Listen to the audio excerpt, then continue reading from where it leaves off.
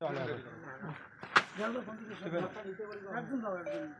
চিলাখানা 1 নং জিপি 74 নম্বর বুথের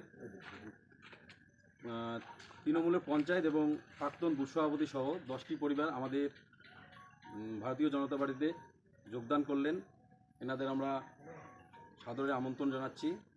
এনারা আমাদের এখানে এসে স্বচ্ছভাবে যাতে কাজ করতে পারে সেই বিষয়টা আমরা সবাই দেখব।